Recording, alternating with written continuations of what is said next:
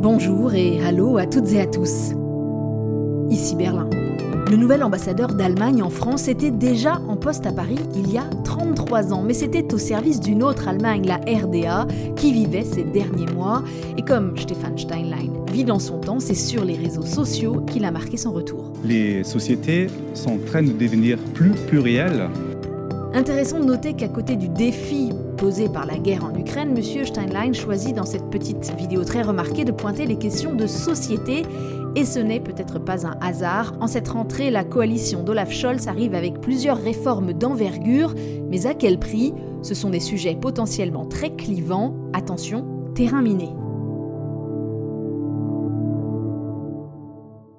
Bienvenue, si vous avez écouté l'épisode précédent, vous vous souvenez peut-être que nous terminions en parlant d'Olaf Scholz, très confiant en cette rentrée, sur les capacités de son gouvernement à aller de l'avant. Cette semaine au Bundestag, il a paru un peu moins certain. Il a même appelé à une union des forces pour moderniser l'Allemagne. Ich möchte Ihnen deshalb einen Pakt vorschlagen.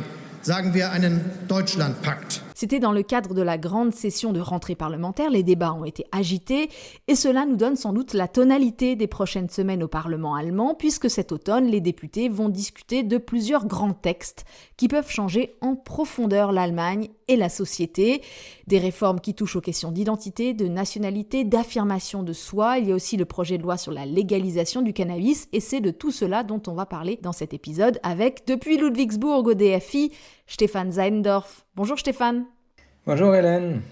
La coalition du feu tricolore s'est formée il y a 2 ans autour d'une idée de progrès. D'ailleurs, ils aiment bien se présenter comme ça et dire qu'ils sont la coalition du progrès.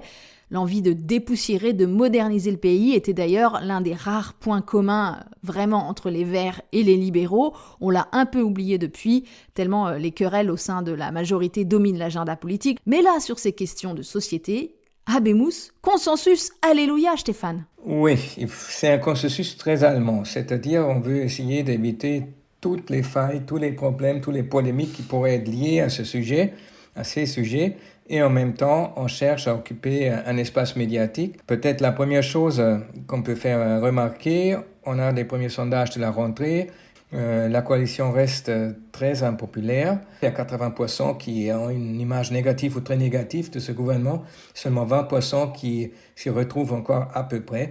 Et si on demande aux gens qu'est-ce qui les préoccupe, qu'est-ce qui les intéresse, c'est l'économie, les réfugiés, le climat, mais pas la question de la libéralisation du cannabis ou du changement de genre. Après 16 années de gouvernement Merkel, c'est-à-dire dominé par les chrétiens démocrates de la CDU, mais aussi par la CSU, avec cet ancrage peut-être encore plus conservateur qui est propre à la droite bavaroise, est-ce qu'il n'était pas temps, Stéphane, de secouer un peu la société ? Parce que vu de France, on a peut-être une image un peu trompeuse de l'Allemagne, surtout si on vient qu'à Berlin. En réalité, ce n'est pas un pays particulièrement libéral sur les questions de société. Si on prend l'avortement, par exemple, il est beaucoup plus encadré et beaucoup plus compliqué qu'en France, même s'il y a eu un assouplissement l'année dernière. Pour les couples homosexuels, l'accès à la parentalité par la GPA, la PMA n'est pas possible. Et puis, il y a eu là récemment 2 propositions de loi qui ont été rejetées sur le suicide assisté et sur la fin de vie. Je pense là il faut différencier. C'est bien qu'on puisse en parler dans le cadre du podcast, puisque c'est effectivement cette idée qu'on a vue de France. Mais depuis quelques temps déjà, il y a un match nul ou même une longueur d'avance pour l'Allemagne sur ces sujets-là. Souvenons-nous sur le mariage pour tous ou Angela Merkel, chancelière chrétien-démocrate, qui, sans état d'âme, met ce sujet au vote au Bundestag. Elle-même, elle s'abstient. Et puis, elle est contente avec les résultats, même si elle n'est pas tout à fait convaincue. Donc, l'Allemagne, elle progresse sans qu'il y ait eu les mêmes campagnes ou les mêmes débats qu'on a connus en France sous la présidence de François Hollande.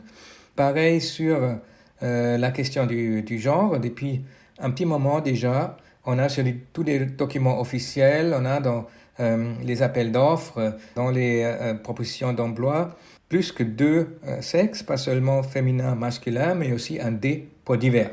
Et on peut choisir, même pour l'état civil, un 3e sexe, D comme divers. Alors sur ça, justement, je rebondis, Stéphane, avec cette loi dite d'affirmation de soi, qui a été présentée par le gouvernement, Selbstbestimmungsgesetz, pour faciliter le changement de prénom et la mention du sexe dans les documents officiels.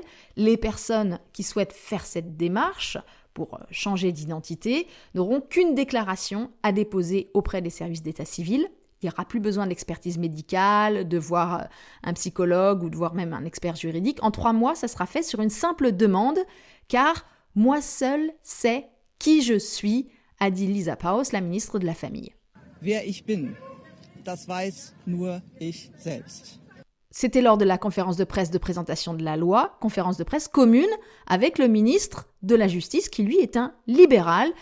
Ils ont travaillé ensemble, tout s'est très bien passé. Oui, et c'est là où cette coalition est là sa part de modernité et où il y a aussi le point commun en quelque sorte entre les Verts et les libéraux.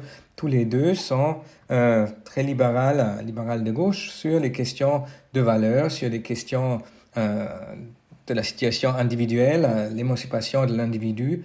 Et dans cet été un peu morose entre la guerre en Ukraine, les questions du climat, les problèmes de l'économie, la coalition elle a avancé 4 grandes propositions de loi. Ils seront discutés et votés avec la majorité au pouvoir certainement pendant l'automne. Et les 4 propositions législatives cherchent à moderniser la société et à tenir compte de la plus grande diversité de la société allemande, puisqu'il est vrai que quelques-unes de ces législations datent des années 80, une législation sur les transsexuels, on disait à l'époque, et avec cette loi sur la Selbstbestimmung, donc on a le pouvoir, la possibilité de décider de soi-même. C'est un sacré coup de modernisation pour beaucoup de gens. On pourra aussi plus facilement bientôt modifier son patronyme pour le raccourcir, le rallonger, pour tenir compte des nouvelles formes de famille. Donc vraiment, encore une fois, l'idée c'est de suivre les évolutions de la société, et c'est un peu le même esprit pour la loi sur la nationalité. On va faciliter la naturalisation de beaucoup d'étrangers, l'accélérer surtout. Au bout de 5 ans sur le territoire, au lieu de 8 actuellement, on pourra devenir allemand. Il y aura même des naturalisations express au bout de 3 ans seulement, si on peut justifier d'une intégration particulièrement réussie. Alors par exemple un engagement social fort, ou si on a un métier qui est indispensable au bon fonctionnement de la société. Ça reste assez vague pour l'instant. Pour la ministre de l'Intérieur, Nancy Faeser, c'est l'un des projets de réforme les plus importants du gouvernement. Et pourtant, selon un sondage CIVET du mois d'août, 7 Allemands sur 10 sont contre. Oui, effectivement, puisque cette législation sur l'accès à la citoyenneté, au fait, cache en quelque sorte la forêt de la grande inquiétude partagée par une grande partie des Allemands sur les questions d'immigration et de réfugiés. C'est ce qu'on disait dans l'épisode précédent, autour de la loi sur l'immigration pour le personnel qualifié notamment. Le gros de la population ne sont pas vraiment convaincus.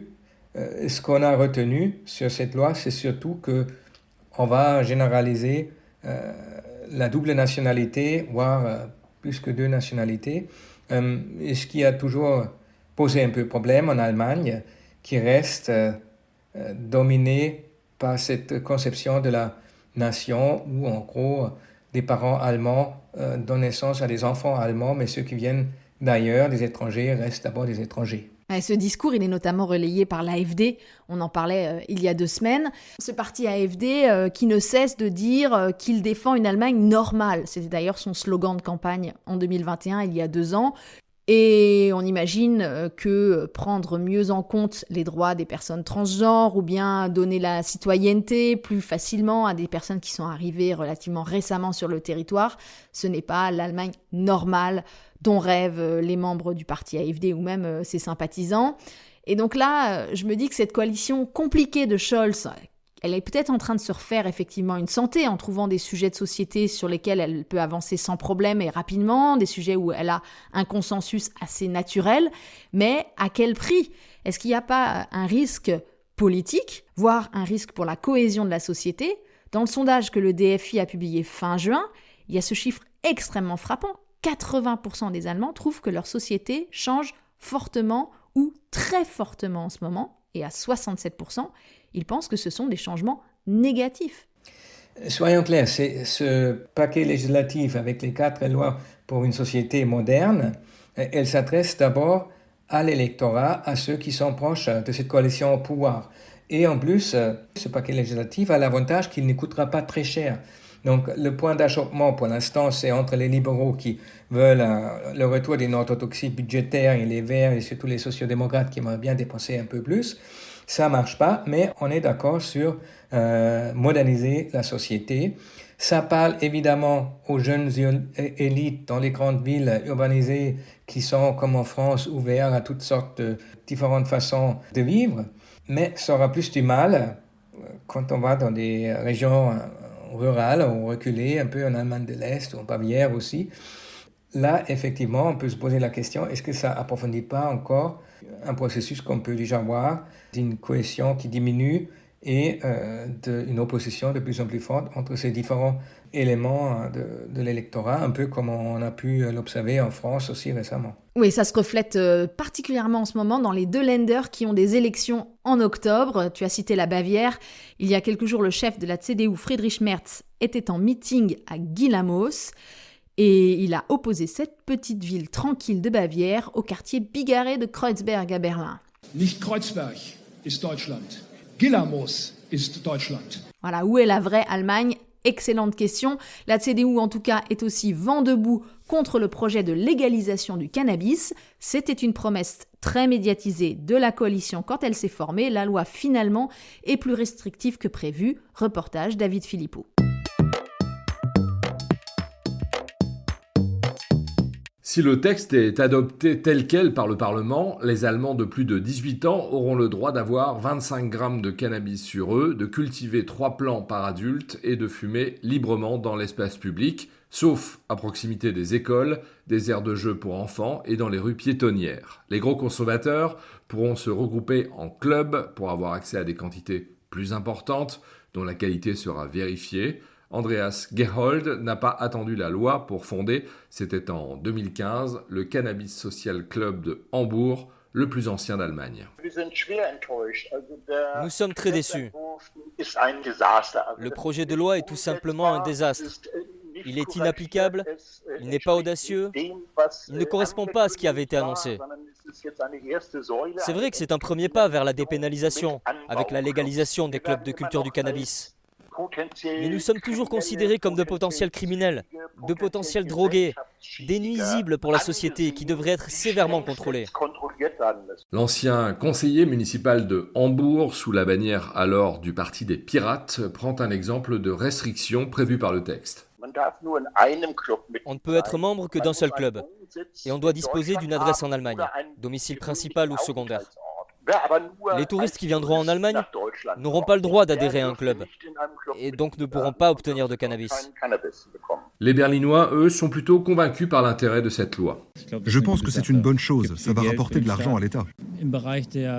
Ça va beaucoup soulager la police. Je pense que c'est une drogue qui mène à d'autres. Je suis partagée. L'alcool est bien plus dangereux et c'est légal. Je pense que c'est plus sûr si c'est encadré et qu'il y a un contrôle sur la quantité consommée.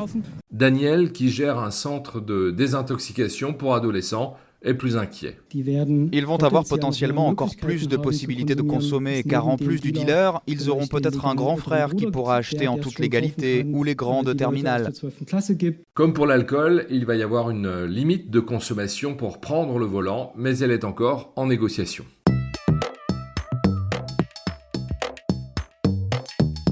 Stéphane, il y a une dimension franco-allemande à ce sujet. On l'a compris, l'Allemagne ne va pas devenir les Pays-Bas, il n'y aura pas de coffee shop, et donc on n'aura sans doute pas de tourisme du pétard. Pourtant, il y a des inquiétudes dans les zones frontalières. La mairie de Strasbourg, la mairie de Kehl, de part et d'autre du Rhin, notamment, ont émis des retenues par rapport à cette loi. Ça joue un peu dans la même dimension de ce qu'on a pu voir pendant la fermeture des frontières lors de la pandémie de la Covid. Les communes, les langues du Rhin sont souvent oubliées ou laissées seules devant ces phénomènes transfrontaliers. Qu'il y a des Allemands qui vont en France, des Français qui viennent en Allemagne. On n'a pas conscience à Paris ou à Berlin et devant le grand défi de trouver une législation pour toute l'Allemagne ou pour toute la France, on oublie des effets que cela peut avoir sur place. Donc, ils ont raison, le maire de Kehl et la maire de Strasbourg, d'alerter un peu en amont les autorités à ce que ça pourrait produire. Et puis, d'une manière générale, j'ai envie d'ajouter que sur tout ce paquet législatif, la coalition au pouvoir, elle semble oublier ou ignorer la dimension européenne. Et aussi, là, sur le cannabis, on a très vite réfléchi. Dans un premier temps, on a dit, mais ça s'appliquera que aux Allemands. Mais oui, mais on a un dispositif qui s'appelle le marché commun, où on ne peut pas discriminer les gens sur la base de la nationalité. Ensuite, on a dit, mais ça s'appliquera uniquement sur les gens qui résident en Allemagne. Là aussi, ça va être compliqué si on a la liberté de circulation, de mouvement. Comment les pauvres policiers qui sont déjà débordés aujourd'hui, ils vont pouvoir mettre en œuvre, contrôler tout ça. On ne le sait pas encore aujourd'hui. Puisqu'on est dans le franco-allemand et qu'on fait des comparaisons, Stéphane, je voudrais te faire réagir tout de même sur le grand sujet de la rentrée en France, la question de la laïcité à l'école, avec l'interdiction des fameuses abayas et tout le débat qui va avec. En Allemagne, on n'a pas du tout ce genre de discussion, puisque même les enseignantes peuvent porter le foulard. Le Land de Berlin faisait de la résistance au nom d'une loi de neutralité, mais depuis cette rentrée, la règle a changé. Voile accepté pour toutes, profs et élèves. Dans les établissements scolaires, il faut juste avoir des tenues appropriées quand on fait du sport ou quand on fait des expériences scientifiques en cours de bio, par exemple. Et visiblement, ça pose pas trop de problème. Ici, il convient de différencier un peu les deux sociétés. Il faut les comprendre sur fond de leur contexte social, historique et aussi politique. La France, évidemment, avec sa laïcité et sa législation sur la laïcité de 1905, et l'Allemagne qui a un concordat, donc les églises sont reconnues comme collectivités publiques avec des rôles très importants, et donc on a tendance à accorder les mêmes rôles et la même visibilité aux autres religions, et cela va aussi pour l'islam, avec depuis quelque temps déjà aussi de l'enseignement religieux, des cours d'islam à l'école, intégrés à l'enseignement public, avec des enseignants formés dans les universités allemandes. Et on espère, par cette approche, de créer petit à petit un islam allemand qui s'intègre bien dans la société et dans la législation, la constitution allemande. Et d'une façon générale, au-delà de l'école, dans la société tout entière, entre la France et l'Allemagne, on n'a pas du tout le même rapport à la religion ou à la laïcité. En Allemagne, on a sur la religion beaucoup plus cette approche de tolérance et de liberté, parce que jusqu'à récemment, encore les deux grandes églises chrétiennes, protestantes et catholiques, ils jouaient une grande importance publique, politique. Jusqu'à aujourd'hui, ils sont dans toutes les instances, ils s'occupent des hôpitaux, des crèches, des écoles, et tout ça avec une mission de l'État. Et jusqu'à aujourd'hui, on a dans certaines régions les crucifixes, la croix, dans les salles de justice, en cour de justice, dans les salles de classe, sans que ça crée des problèmes. Les églises chrétiennes qui, elles aussi, et on revient sur notre sujet, bougent beaucoup sur ces questions de société en ce moment. Il y a un grand mouvement de fond assez intéressant à observer au sein de l'église catholique qui est en train d'accorder plus de place aux femmes dans les offices religieux. Il y a aussi des diocèses qui maintenant pratiquent la bénédiction de couples et de familles homosexuelles. Il y a là aussi une volonté de se montrer plus moderne, plus en phase avec notre époque, parce que c'est aussi une question de survie pour ces églises. Notamment l'Église catholique, mais aussi les protestants, ils subissent une énorme perte de fidèles.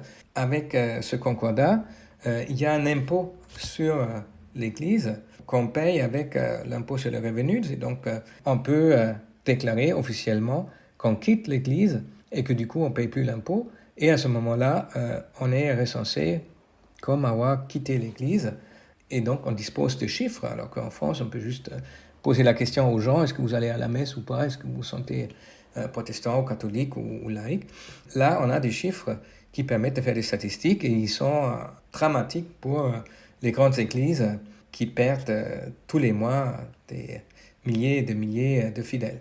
Merci Stéphane. Tous ces textes de loi, on l'a déjà dit, vont maintenant être étudiés par les parlementaires. On suivra ça dans les prochaines semaines. Peut-être encore une autre remarque, là, ce paquet législatif, il faut aussi le décrypter sur fond de culture administrative allemande. L'administration allemande, plus encore que la plupart d'autres dans le monde, a horreur du vide. Il faut pouvoir mettre un nom, un terme sur une situation, quitte à en créer plusieurs, à faire un troisième sexe d'hiver ou à créer des noms de famille à rallonge. Si c'est des propositions de loi qui vont moderniser la société, c'est aussi à leur manière des législations très allemandes qui sont le reflet de la bureaucratie allemande qui essaye d'administrer au maximum la diversité de la société. On peut effectivement se demander si ça correspond à cette société devenue plus libérale, de vouloir tout administrer jusqu'à la dernière particularité. C'est clair, kein Experiment, disait Adenauer. Dans ce pays de juristes qu'est l'Allemagne, on va quand même pas enterrer de sitôt cette bonne vieille tradition administrative. C'est la fin de cet épisode produit avec le soutien de la banque Zar LB qui est persuadée, comme nous tous au podcast, qu'il est plus que jamais nécessaire d'avoir des formats d'information et d'échange entre la France et l'Allemagne. Si vous partagez ce constat, n'hésitez pas à recommander le podcast, à lui mettre des étoiles sur votre plateforme d'écoute. Ça contribuera à sa visibilité et à sa diffusion. Merci à Aloïs Kerek pour la musique, David Philippot pour le reportage et aux amis qui font les voix françaises. Le podcast avec un K revient dans 2 semaines. Je m'appelle Hélène Cole avec un K et je vous dis à bientôt. Bis bald!